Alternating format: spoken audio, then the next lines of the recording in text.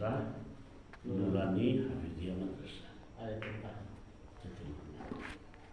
আলহামদুলিল্লাহ আল্লাহ রাব্বুল আলামিন কবুল করুন। আমি আপনার কাছ থেকে জানতাম চাইলাম যে কতদিন থেকে চালু হয়েছে এবং বর্তমানে এটা আপনারা একক পরিবারের সহযোগিতায় চলে না এলাকাবাসীর সহযোগিতায় চলে? আলহামদুলিল্লাহ, আল্লাহ রাব্বুল আলামিনের দরবারে লক্ষ কোটি শুকরিয়া যে আমাদের এই নুরানি মক্তব হিফজখানা এতিমখানা এটা দীর্ঘ প্রায় 20 বছর যাবৎ নতুনভাবে আমরা আবার শুরু করছি। এর আগে কিছুদিন আমরা এই প্রতিষ্ঠান বন্ধ আছে। এর অনেক আগে আমরা দাদা পরদাদার আমল থেকে আমরা বাড়ির মাঝে মক্তবর একটা মক্তবখানা আছে। আমরা মটকোনার মুরব্বী মিয়া সাহেব তাইনা আসলা, লক্ষ্মীপুর হাফিজ মৌলানা শফিকুর রহমান সাহেব তাইন দর্শ খেদমত করছে। আরও অনেক এইখানে আসাতিজায়ে কেরাম হিসাবে উপস্থিত আসলা এবং আমরা পুরানা মক্তব্য তারা খেদমত করছে। এর ফলে কিছুদিন বন্ধ থাকার পরে আবার আমরা গত 19 বছর যাব আবার আমরা একটা মক্তব শুরু হয়েছে। আল্লাহর মেহরবানিতে আমরা বাইরে কোনো দান বক্স পাইতা নাই। আমার ভাই বড় ভাই মোশাররফ হোসেন চৌধুরী তাই ইংল্যান্ড থাকেন, তাই একটারে বিশেষভাবে পরিচালনা করিয়া যায় এরা, এবং এলাকাবাসীর কাছ থেকে আমরা কোনো সহযোগিতা নেওয়ার প্রয়োজন পড়েন না, এবং যার কারণে একটা তেমন একটা প্রচার প্রসার একটু কম।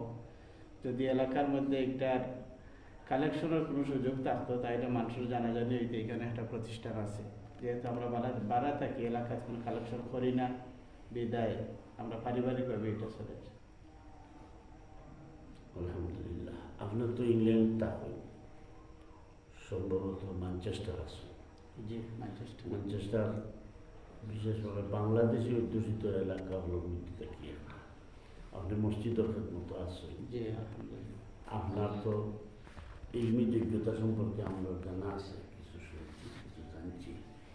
আপনার কাছে একটি প্রশ্ন, আপনাদের ইতিহাস সম্পর্কে আশা করি জানা আছে যে এই উপমহাদেশ ইসলামের ভিত্তি কিন্তু নুরানি বা সুবাহি মুক্ত।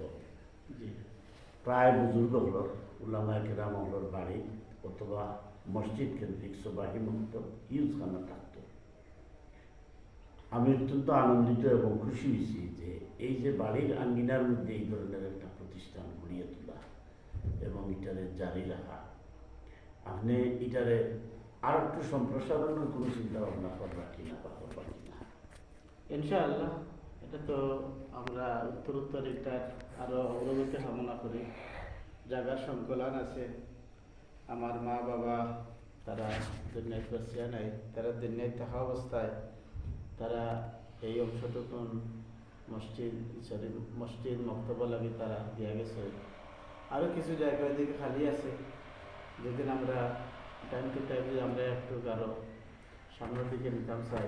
বেশি নেওয়া যেত না, কারণ জায়গাটা একবারে অল্প, যার কারণে আমরা আরও কিছু জায়গা এখানে কেনা হয়েছে ওই মসজিদের পাশে। দক্ষিণে একটা মসজিদ আছে, মসজিদের পাশে সবগুলো মিলাইয়া আরও বড় করার একটা চিন্তা আছে এবং আল্লাহ যদি কবুল করে ইনশাআল্লাহ। আপনি হযরত মাদ্রাসার খেদমত কতদিন যাবত আছেন? আলহামদুলিল্লাহ, আল্লাহ রব্বুল আলামিনের শুকরিয়া। আমি এই মাদ্রাসাত আজকে 5 বছর যাবত হিফজখানার খেদমত আছি। আপনার এখান থেকে গড়ে বৎসর কয়জন হাফিজ সাহেব তকমিল দেবাই নিতে পারেন? এখান থেকে গত 5 বছরে মাঝখানেও করোনা আছিল, করোনা কারণ কিছু সময় বন্ধ আছিল।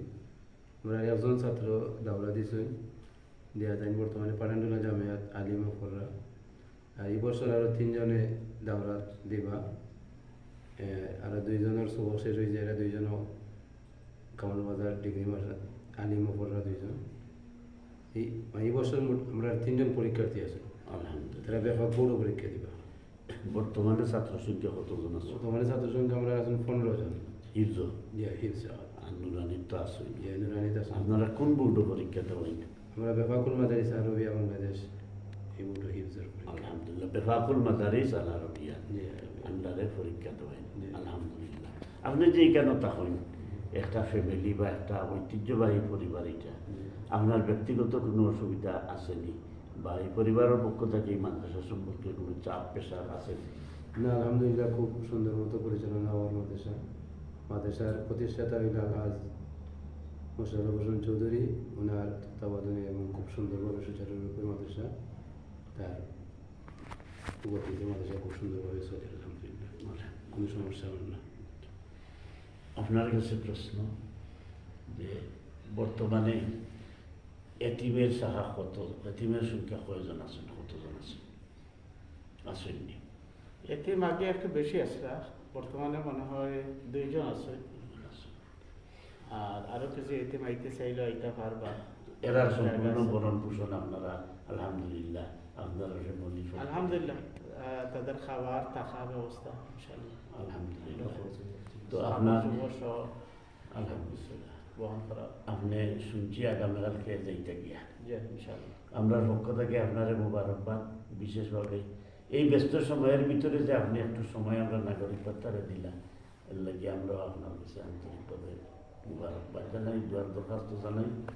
সেই সাথে আমি একটা আবদার রাখবো যে অন্ততপক্ষে নুরানি শাখাটারে 5ম পর্যন্ত, মানে 5ম শ্রেণী পর্যন্ত নেওয়া যায় কিনা এই ব্যাপারে যদি একটু চিন্তা ভাবনা করি, আশা করি ছাত্র সংখ্যা বাড়াবো ইনশাআল্লাহ। আমরা একটা চিন্তার মাঝে আছে। আর আপনি হযরত মাওলানা আব্দুল বারী হযরত মাওলানা আব্দুল হাই জিহাদি সাহেব একজন লেখক, সাহিত্যিক, কলামিস্ট, সাংবাদিক। আপনি একটা অনলাইন টিভি চ্যানেলও চালাইরা এত কষ্ট করে গভীর রাত্রে আপনি আইসেন অন্ধকারের মাঝে। আপনার এই আওয়ার আল্লাহ কবুল করুক, আপনার প্রতিষ্ঠানকে আল্লাহ খায়রা বরকত দাও। হযরত উস্তাদজি যদি আপনার মর্জি হয় তাহলে দর্শক শ্রোতাগুলোর উদ্দেশ্যে আপনার কোনো হাফিজ সাহেবরা যদি একটু তিলাওয়াত করাইতা তাহলে দর্শক শ্রোতা দ্বারা তারা একটু আগ্রহ বাড়লো। জায়গার থেকে ঘুরে দিলেন পাওয়া যেত।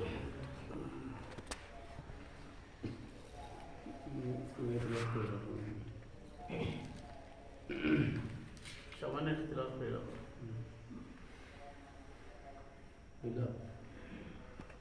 السلام عليكم ورحمة الله وبركاته. أعوذ بالله من الشيطان الرجيم.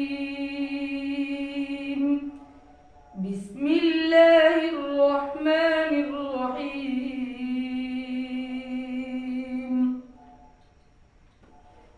وسيق الذين اتقوا ربهم إلى الجنة زمرا حتى إذا جاءوها وفتحت أبوابها وقال لهم خزنتها سلام عليكم طبتم فادخلوها خالدين وقالوا الحمد لله الذي صدقنا